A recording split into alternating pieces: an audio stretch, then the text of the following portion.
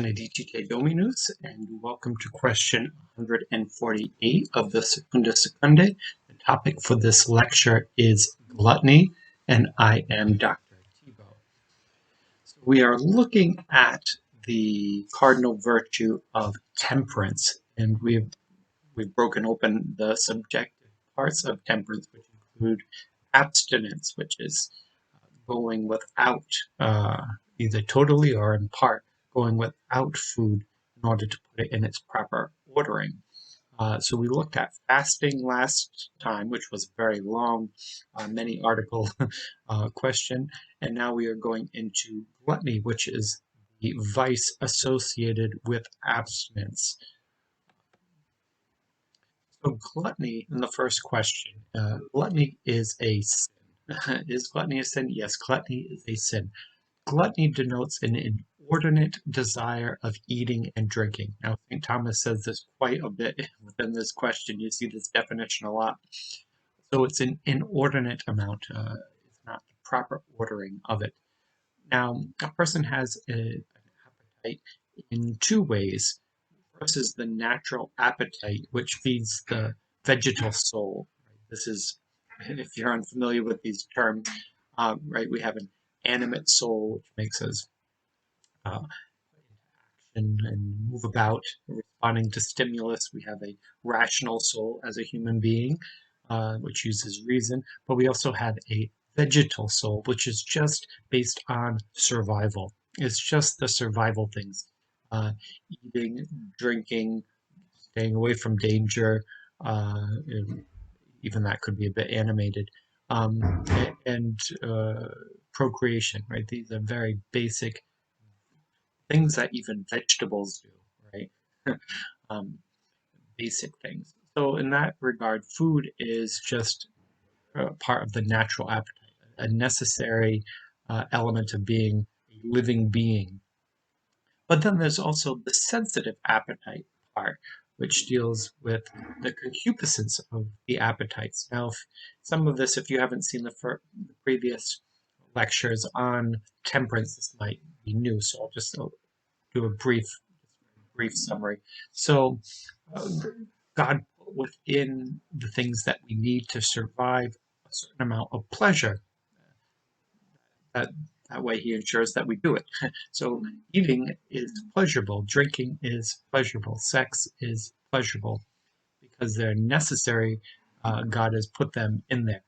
If they were very disagreeable things, they're very unpleasant things, we probably wouldn't want to do it. And especially when we were more primitive, we might not have survived as a species if we weren't enticed to do that which was pleasurable. So the pleasure is good. Reject the pleasure, as a Stoic might, is insensible. He says the insensible is a vice, right? We shouldn't reject all the pleasures because God put them in there because they were good. Now, since they are pleasurable, we need to make sure that we don't go overboard. That's the problem with pleasurable things. We can go overboard seeking the pleasure as a hedonist. So we have to put it in its proper ordering. Now, a glutton fails to put it in its proper ordering. We'll get into more of this. Now, is gluttony a mortal sin? Well, it's one of the 7 deadly sins, so it is a big sin, but we have to put it in its proper order. So it's a mortal sin. Typically mortal sins violate charity. This is a cardinal sin, so it's not going to violate charity as much as pride would, for example.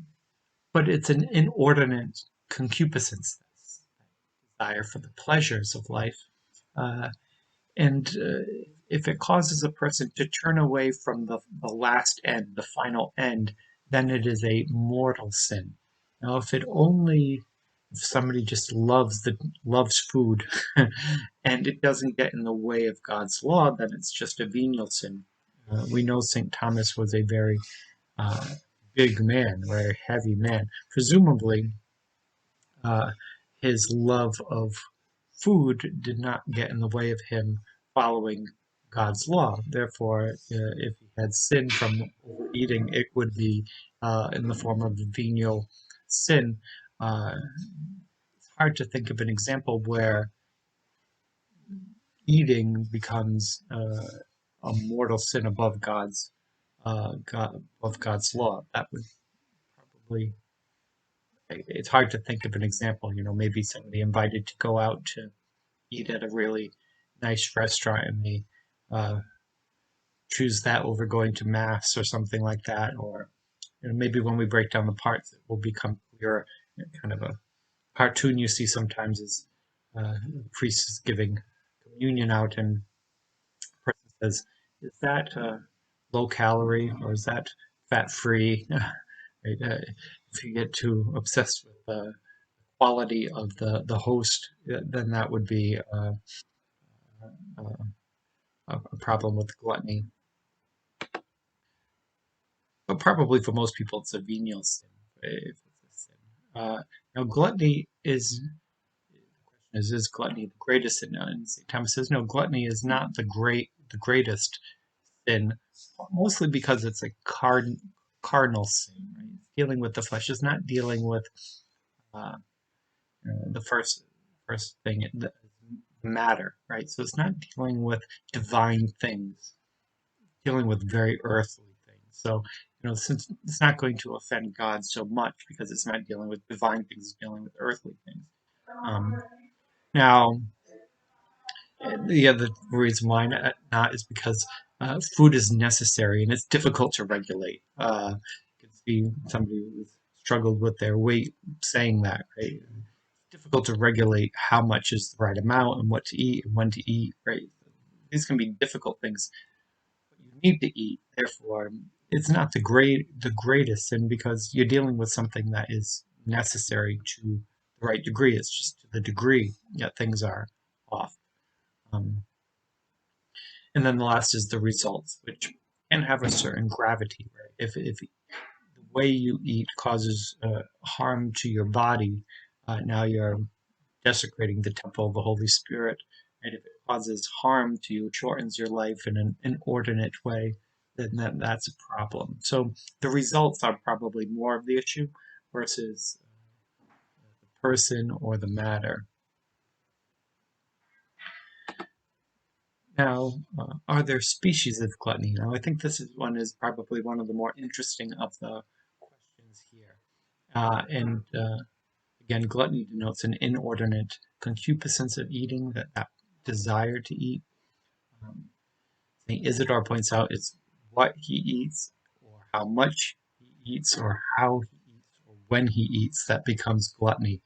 That's what causes it. It's not really the food, it's one's relationship to the food. So food can be inordinate in two ways. One is the food itself. Right?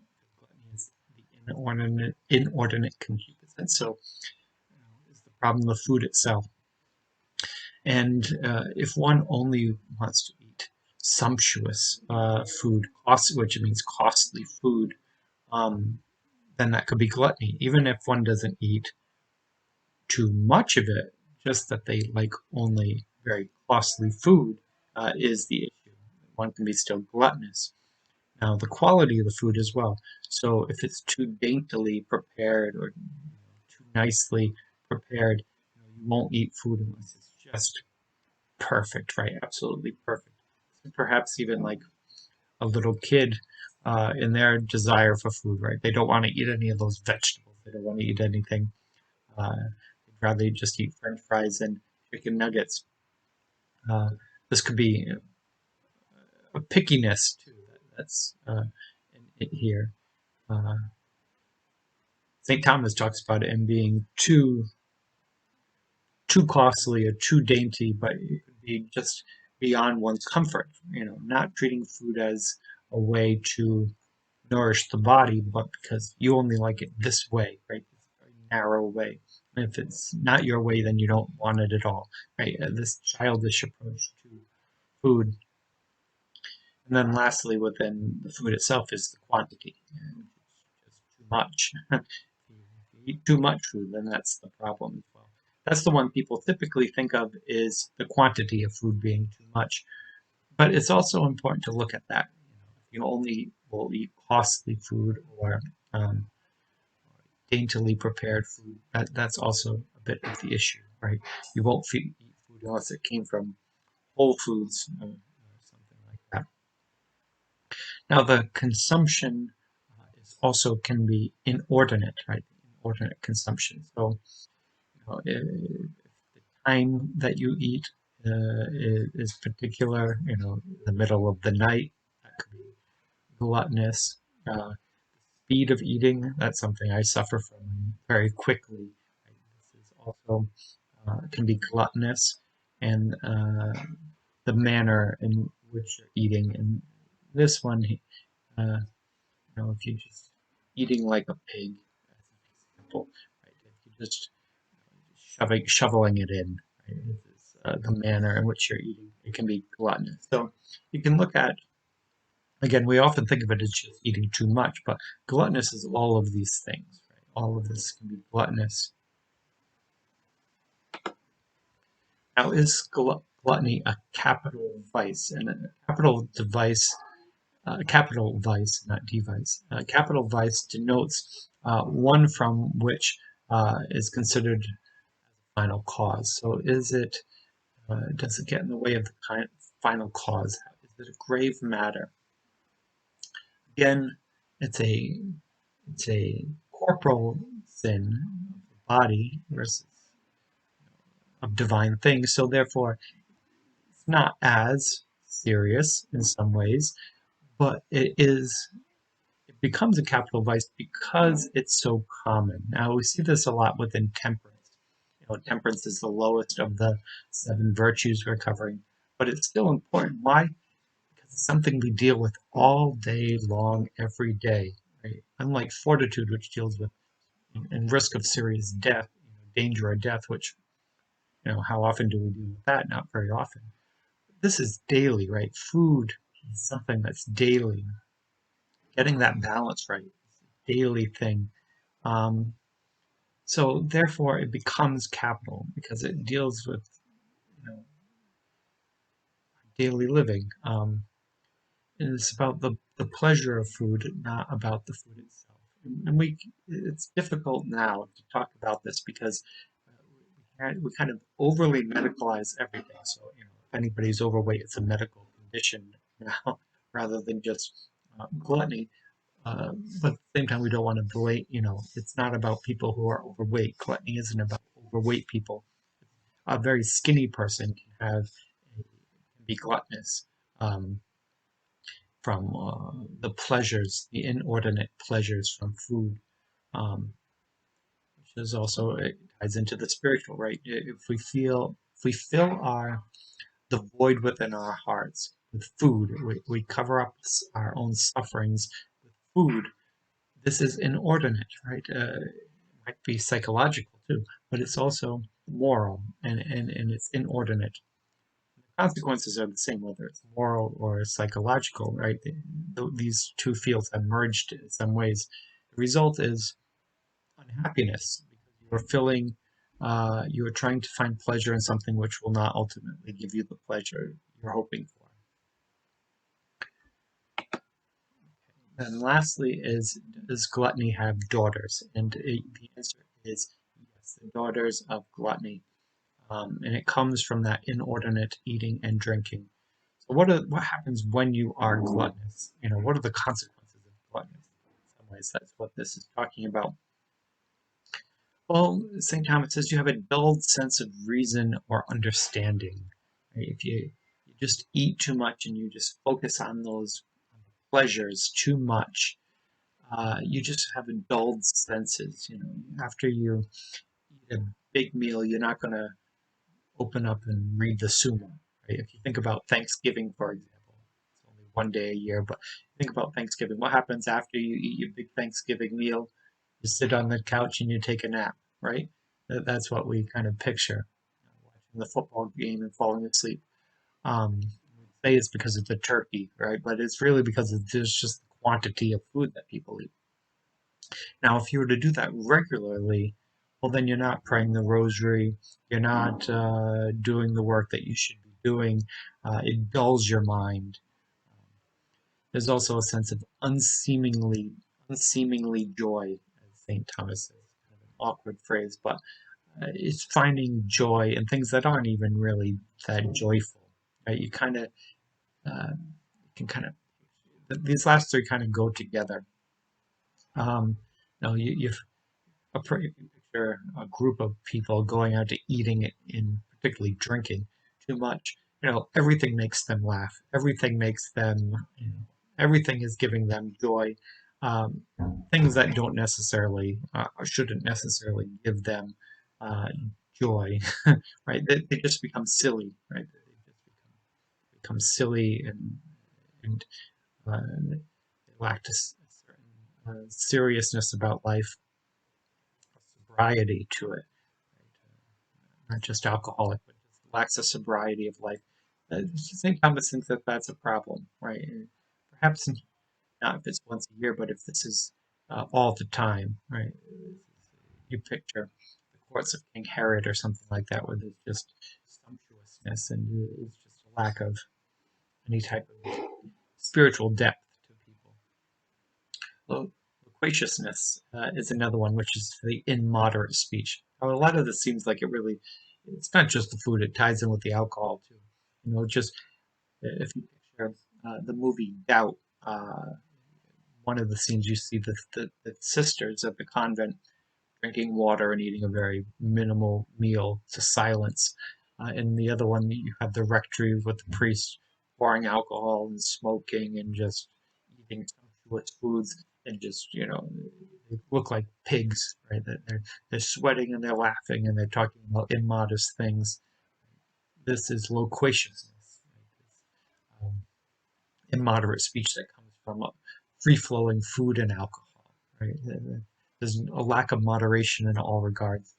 And scurrility is the last one, which is that levity from a lack of reason. Now, this again, these last three all tie in together.